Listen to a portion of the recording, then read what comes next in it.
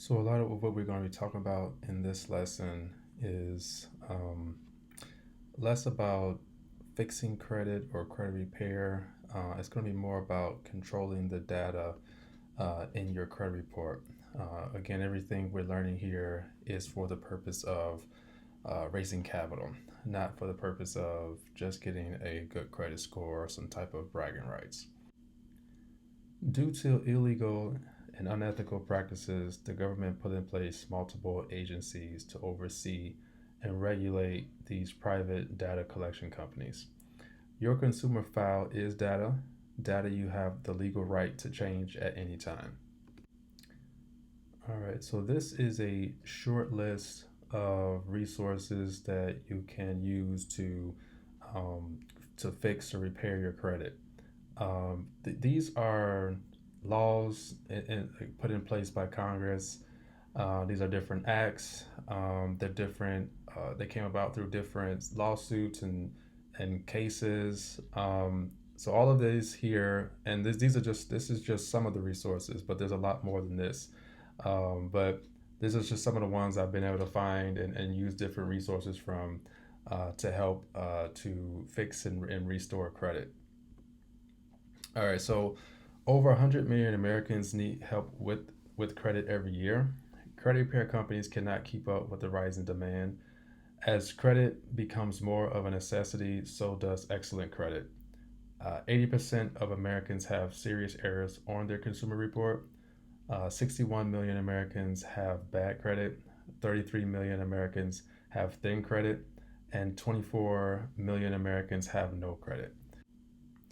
So there's plenty of opportunity for anyone who is looking to master fixing credit or restoring credit because there is millions of Americans that need it.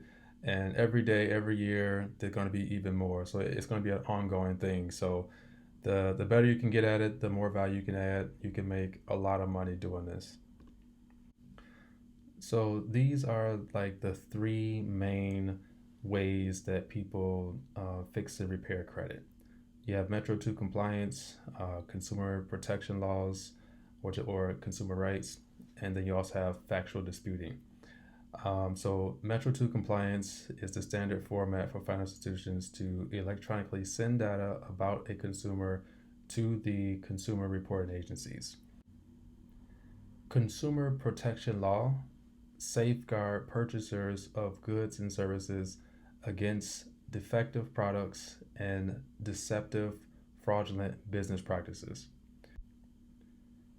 The legal definition for for a factual dispute is when the accused denies any involvement in the crime and or disputes the circumstances surrounding the alleged offense. Okay, items on your credit report you have the right to challenge. So, identifying data, which is personal information, late payments, foreclosures, bankruptcy, collection, charge offs, repossession, liens, judgments, incorrect information, inquiries, and identity theft. So, according to the FCRA, all data must be 100% accurate, timely, and verifiable. So, these items here are things that you can challenge or dispute. So the account name, the account number, the credit limit, high amount borrowed, the current balance, account status, date opened, date last active, date of last payment, date of last late payment, status code, comments, and more. So you can literally go through an account and challenge each one of these items is a new dispute and a new dispute letter. And you can literally go through every single one of these and dispute everything until you can get that account off of your credit report. Even if the data is accurate, it can't be on the consumer credit report unless it can be proven to be 100% accurate and verifiable. All right, so this is a law here. So this is the U.S. Code 15 U.S.C. 1681E. and this is compliance procedures.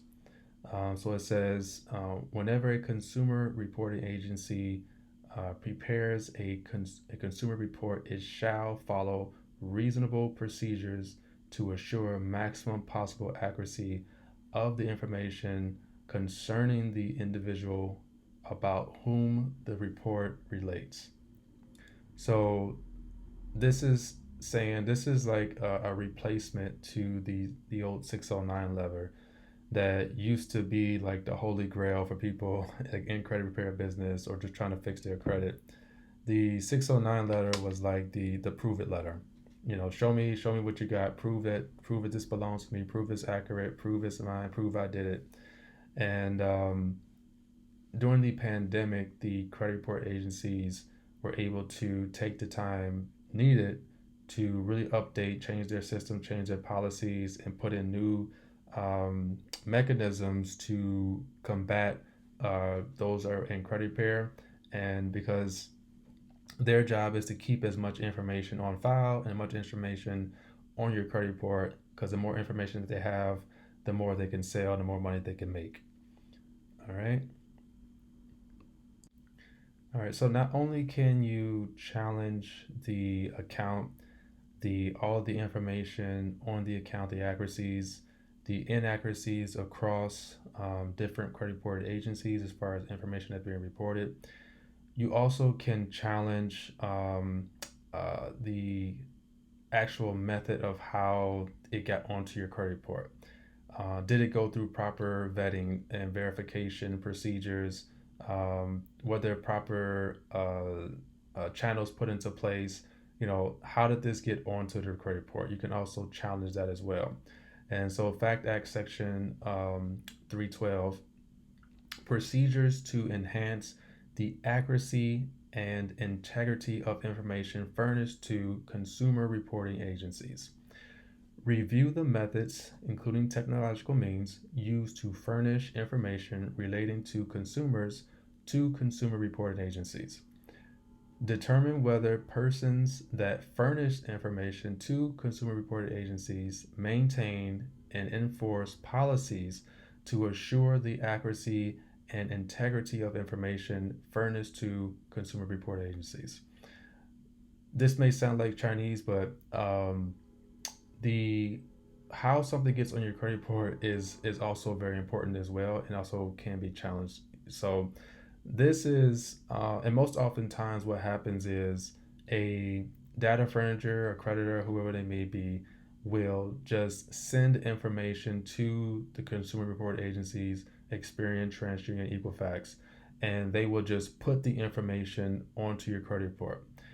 They don't go do any type of research or anything like that with that. What they do is they just kind of step back and throw their hands up and try to pay like they're just the middleman. But they are to be held responsible. They are held to the law, even though when you open a dispute with them, they'll send you like a letter or email stating, "Oh, you know, we're not responsible for what they've done. If the information is not accurate or not correct, we're not responsible. We're only supposed to just report it." Well, that's not true, and you shouldn't believe in everything that comes from the credit report agencies, especially when you're disputing things, because they do lie.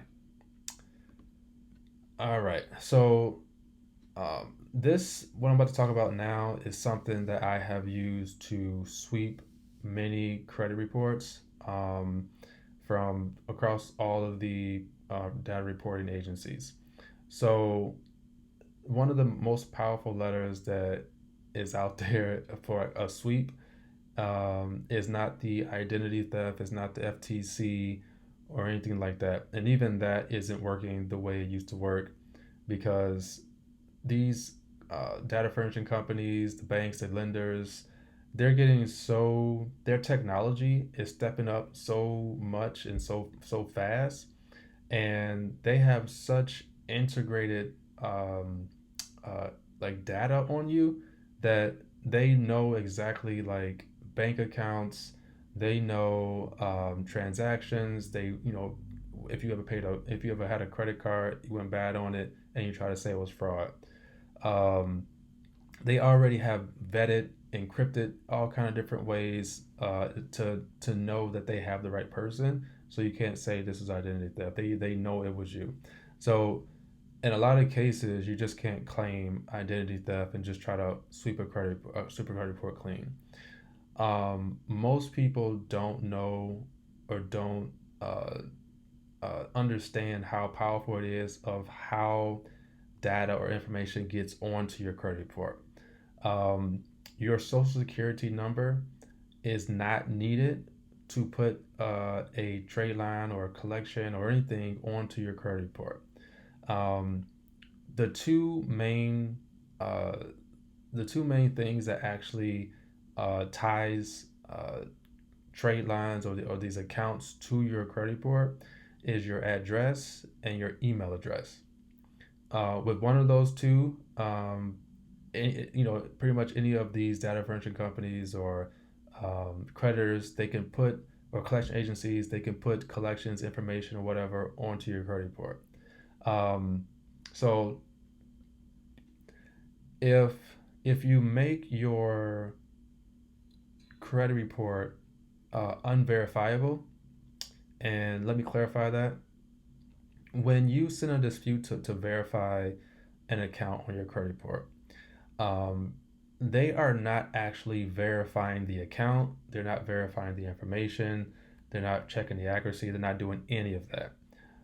Verify means, and I got this from Experian, verify means they just verify that this is the right person, that they have the right consumer file that they're putting this information onto. That's all they verify. They just verify that they got the right file. So there's if you change your personal identifiers, so it doesn't match the information that is being sent over. So the file at the creditor or the collection agency, if your personal identifiers do not match your consumer reporting file, then it's not verifiable. They can't verify it's the right person, and they have to remove those things off your credit report. This is before you even get to all the factual disputing and the consumer law and the metro and all that fun stuff. Just the simple identifier letter is so powerful. So any and everything on your credit report you can change, um, except for your social security number, unless you change your social security number. But again, so the name on your credit report, you can change that. You can change the address that's on your credit report, and you should only have one address on your credit report and one name on your credit report. Uh, Everything else needs to come off of there. And if you have derogatory items on your credit report, the name and the address and all this information should not be linked to that account. You can call the credit report agency and you can ask them what address and what name, or what mainly what address is linked to that account. Like what address was used to open that account, because that's the address that's on your credit report, and then using that to hold that thing onto your credit report when it comes down to verifying. All right, so you want to have one name. You want to have make sure your social security number is accurate. You want to delete any addresses that are linked to any derogatory file, any derogatory information on your credit report, and you want to put an address on there that's not linked to any of that stuff. You want to clear off all previous addresses. You want to clear off employers because that's something that can be used too to put information on your credit report. If you have a spouse, married, anything like that, remove that person, their information off of your credit report and your personal identifiers. Telephone numbers. Telephone numbers also can be used to put collections of different things onto your credit report. So remove those telephone numbers off. Verify, they have the right date of birth across all three credit report agencies, even Innovis, even SageStream, and then also the email address. You can remove your email address off and just work strictly through the mail and through paper, which you should be doing anyway. And again, if none of these things match, if your name, address, telephone number, email, stuff like that doesn't match what is on the file for you at the collection agency or at whatever this account is, then it has to be. They cannot verify that it's the right person or the right file, so they have to remove it off your credit report. And that's a way that I've been able to sweep a lot of credit reports by first being really good at writing that personal identifier letter and getting those names and stuff like that changed in one round, or calling in and getting that stuff changed. As long as you can get that stuff changed. Now you will need supporting documents with this. Um, you may have a middle name, you may have, a couple different names, or whatever. You can go down to the Secretary of State. You can, update the name on your ID. You can update the address on a utility bill. You can do a lot of different things to get the documentation to provide to this. You may have a different name on your state ID than you do have on your driver's license, than you have on your passport, or some other government issued ID or card or something like that, right? So you can use one of those IDs, as long as it doesn't that ID is not, or that name I should say, is not linked to that derogatory account or whatever that you're trying to get removed off of your credit report. All right, so verification. So when we request a verification, nothing about the account is actually verified. The data furnisher verifies with the credit report agency they're furnishing to the right consumer file. They match up the information on your consumer file at the credit report agency to your file at the data furnisher. This is a completely automated process. So everything that you send through credit report agencies that goes through the mail, it goes through eOscar. eOscar is a web-based Metro 2 compliant automated system that enables data furnishers and credit reporting agencies to create and respond to consumer credit history disputes. So it has artificial intelligence, and what it does is it just communicates back and forth. The computer at the credit report agency communicates with the computer systems at the data furniture, or at that lender, or at that collection agency, and it just sends messages back and forth, and that's how disputes happen. The better you understand how eOscar works, you can also leverage eOscar to remove things off of your credit report and also put things onto your credit report. All right, so debt validation.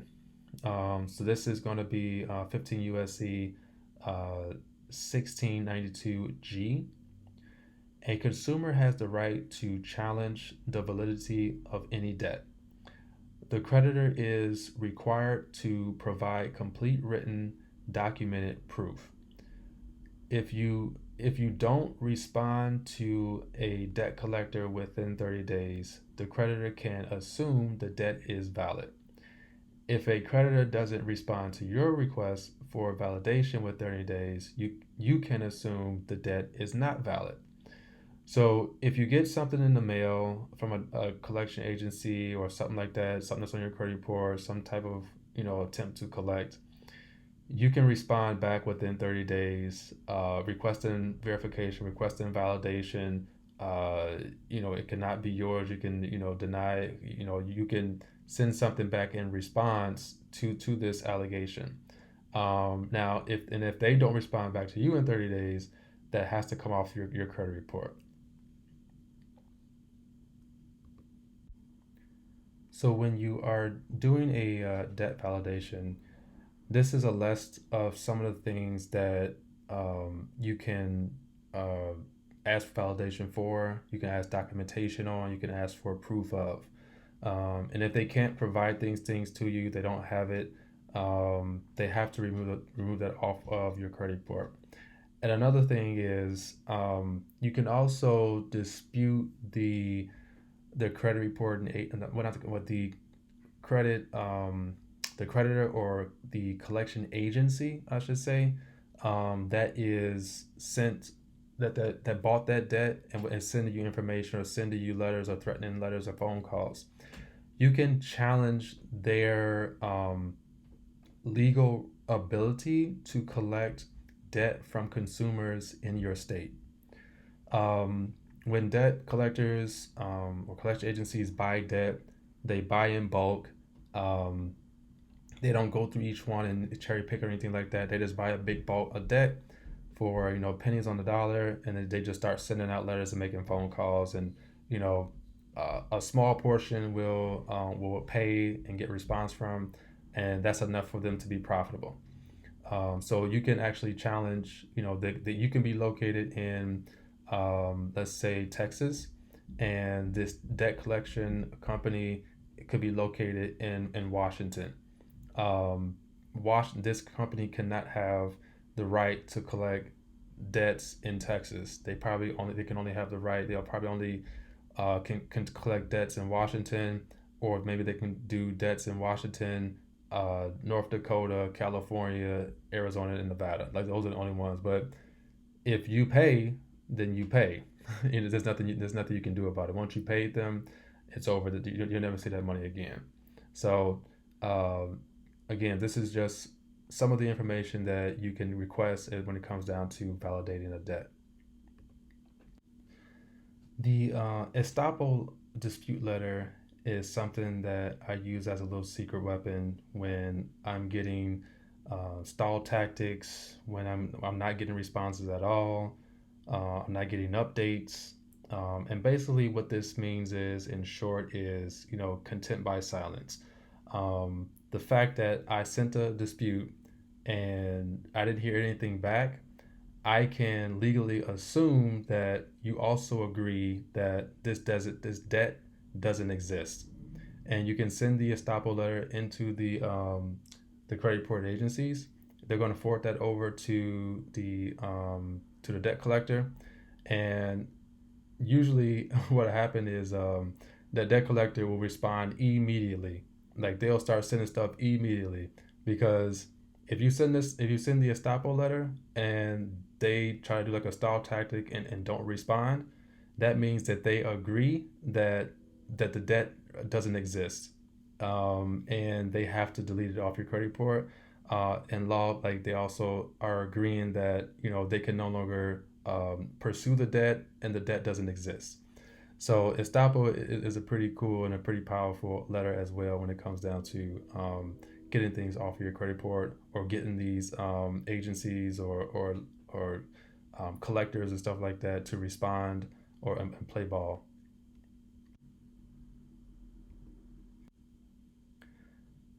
Pay for delete is another way to get things off your credit report.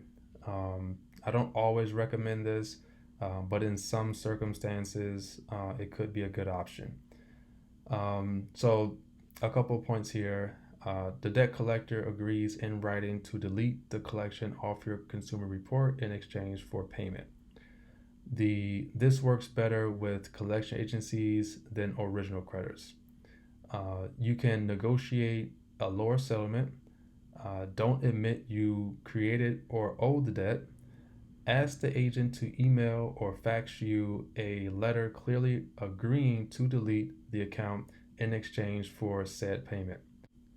The letter should include exactly when the account will be deleted.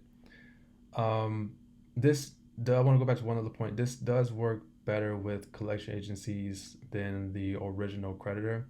Oftentimes, by the time you go bad with the original creditor, they close the account, and they have charged it off. If it's a charge off, then this is not a tactic you want to use. But if you went bad and they sold it to a collection agency, then you can do that. If you went bad and the original creditor still holds the debt, and they haven't charged it off, they haven't sold it, and they're still holding it, then you can contact them and try to do a pay for delete.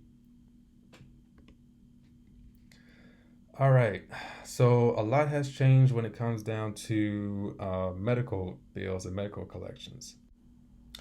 The FCRA permits health service providers and their agents to furnish information relating to medical debt to consumer reporting agencies. However, the Act requires furnishers to encrypt certain details to protect the consumer's privacy. So HIPAA was established for a lot of reasons, but one of the main things that HIPAA provides is privacy protection for your health records. This also includes any procedures that have taken place, doctors you've seen, your actual medical records, things of that nature. If a collection agency can provide documented proof of the debt, it's likely a violation of HIPAA. So, example, medical procedure, itemized bill, medical records, etc.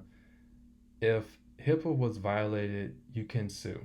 If HIPAA was not violated, it's unlikely the debt collector can prove the information is 100% accurate, verifiable, and timely. So HIPAA is a pretty cool weapon when you're also disputing off medical debt and medical collections off of your credit report.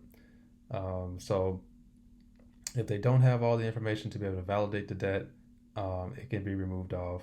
And if they do have all the information to validate the debt and they can provide that information, most likely they're providing information that they should not have, and you can sue them and also get this stuff deleted off your credit report. So, the Biden administration and Congress made some changes about how medical debt is reported to Consumer Reports. July 2022, so paid medical collections were erased from all credit reports and are no longer reported. The the waiting period for medical collections to appear on credit files increased from 6 months to 1 year. So if you paid a medical collection and it's still on your credit report, you can dispute that. That should be off of there.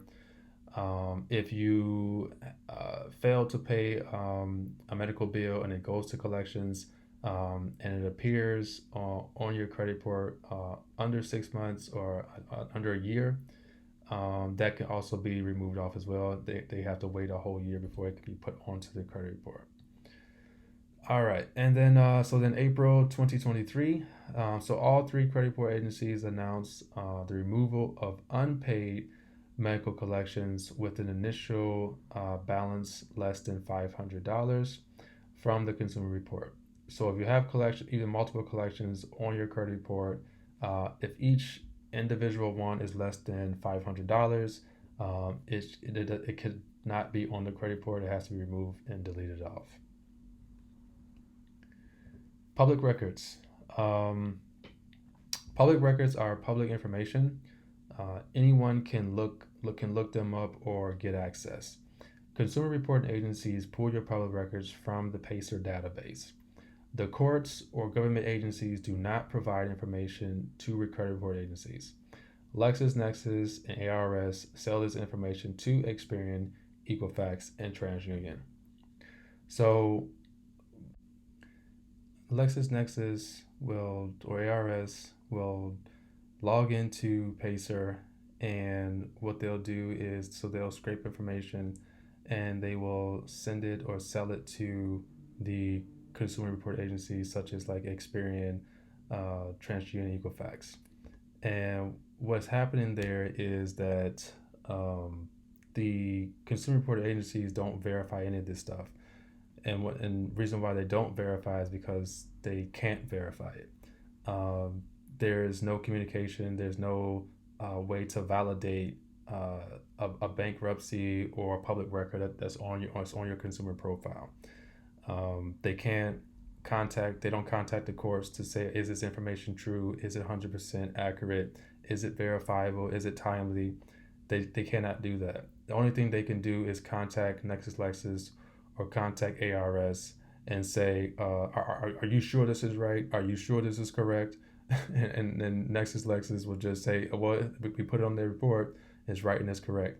So you can actually challenge that. You can challenge LexisNexis. You can dispute that off of LexisNexis, and you can dispute it off of SageStream ARS, and also you can show that to the Experian, TransUnion, Equifax, showing them, say, hey, your source is unverifiable and they deleted the information, so you also need to delete this information as well. So when it comes down to public records, you want to, one, prove the public record is unverifiable. Request letter from courts and LexisNexis report. Um, Request method of verification from the credit report agencies. You don't have to wait to contact LexisNexis or request a letter from the courts. If you have a public record on your, like a bankruptcy on your credit report, go ahead and send a letter to the courts, just requesting if they share information, provide information to the credit report agency. And what you'll do is you'll add another envelope in there with a stamp on it and with your address written out onto it so they can respond back to you. Basically, they're going to send you a letter stating that that they don't work with the consumer report agencies, they don't verify or communicate with the consumer report agencies.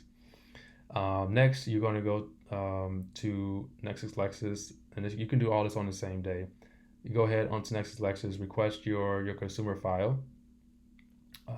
If they sometimes they send it through mail, but most likely they'll do it electronically, and they'll send you like a letter with a web address and a passcode or something like that, or they may send it through email, like a web address and a passcode, and then you can just go into the web address, put in your code, and then you can pull up a PDF. From there, you can go through that LexisNexis report, and you can just start highlighting or checking off things that are inaccurate, stuff that should be on there, and start disputing that stuff off of there as well. All right, and then at the same time, you'll send a method of verification from to the credit report agencies, and the method of verification, you're asking them how or what method did you use to verify this information. You're not asking them to, you're not disputing anything. You're not asking them to verify it. You're not asking them to validate anything. You're simply asking them, how did you verify this? And what's going to happen is when they respond back, they're going to have to say, okay, we got this information from LexisNexis, or we got this information from Innovis, or we got this information from ARS. Most likely, they got the information from LexisNexis, and by the time you get this letter, you already have sent off letters to LexisNexis. You've already sent off letters to the courts, getting your communication, and you're just preparing your case. So by the time the credit report agency responds back, you should have your LexisNexis report and a letter from the courts, and you should have disputed the LexisNexis report and got something back, or at least get it removed off your LexisNexis report. You can use that letter from the courts to remove it from the LexisNexis report. The courts usually take about a week to get back to you. So it's just a process. And then once it's off the LexisNexis report, you have that letter, and the credit report agency has already showed their cards to say, okay, this is where we got it from. Now you can write a letter back to them and saying, hey, I talked to the courts. They don't validate, they don't verify, they don't do anything with you guys. I contacted LexisNexis. This public record is not on my LexisNexis report, or is not on there anymore. And you're going to dispute that to remove that from those credit report agencies. Send the LexisNexis report, send the letter with that as proof. They probably won't do it the first time. It could take rounds and rounds and rounds of you disputing this and rewriting the letters, redoing investigation, because they'll try to keep still illegally keep it on your credit report. And I've had to do this for it's a tedious process, and I've sent in round after round after round after round, just keep resending the evidence and keep submitting the letters, proving that this is inaccurate, incomplete, not unverifiable. And sometimes they'll do it on the first. Sometimes it may take 2-3 rounds. In some cases, it took even up to 6, 7, even 8 rounds before they deleted it off. So again, you're dealing with Yasker, you're dealing with you know, you're pretty much fighting against the machine, you know. So you just got to stay consistent with it and just keep on disputing until it comes off. All right, so those are some methods for you guys to kind of get an understanding about disputing credit. I also do have an ebook on credit repair and also building up your credit. That's something that you can check into as well as a helpful guide when you're disputing your credit. All right, so these here are a couple of platforms that you can use. They help you to format and write letters. They do have like a lot of training videos and things like that on these platforms. You can also use these as well if you want to go into the credit repair business. Some of them, they'll have probably a good CRM interface. The Credit Fixer and the Dispute Panda are black owned. If you want to use those, Credit Repair Cloud is what I used when I first started using a CRM. It's highly integrated. It has websites and things like that you can get to link to it, and payment processors and things like that as well. They put a lot more. They've been around a little bit longer, and they've invested a lot sooner into their platform, so they've been able to grow. But Credit Fixer and Dispute Panda also have really great platforms, and they also are stepping up their game as well when it comes to integrations and also the more additional services and things like that, and products that are inside their software.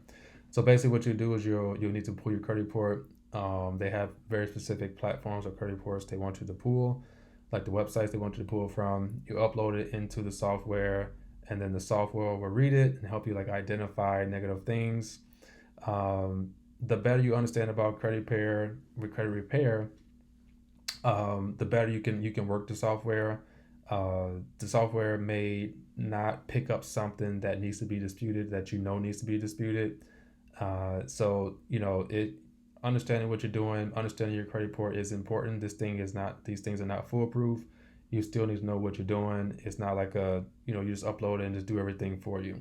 The main thing that these platforms provide is going to be the to cut down on time on writing letters, and also to kind of help streamline the process as far as like workflow. So those are the two real main things that they offer. So and they have different pricing for these. Some of these like a month to month price. Some of these are pay per round type thing. Just kind of depends on like what you wanna go with. All right. So if you don't have the money, but you got the time and you want to fix your credit, you can go through my website, and it's completely free.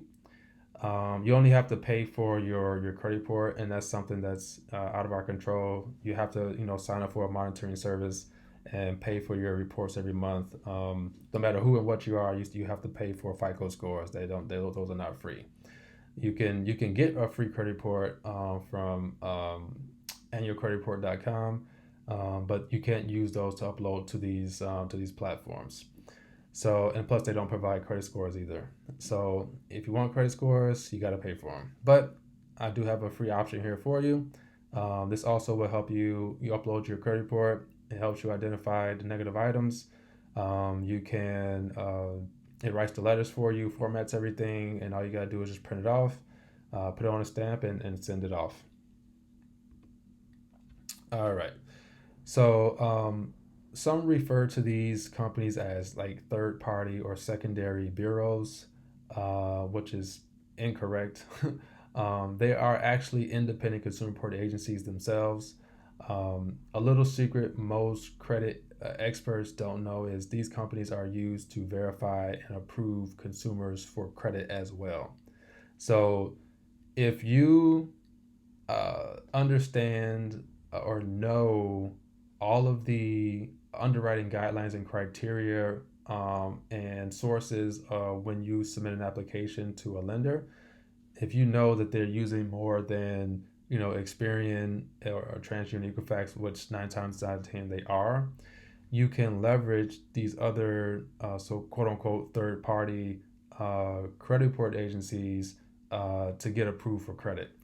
And this is something like, I like to use a tactic I like to use when I'm trying to build credit for people, and either they have no credit or they have bad credit, and that I'm trying to, we're trying to clean and build simultaneously to cut down on that time. There's ways that you can feed information to these data houses, and then that information will feed through different other channels, and they'll start sending you loan offers, credit card offers, different things.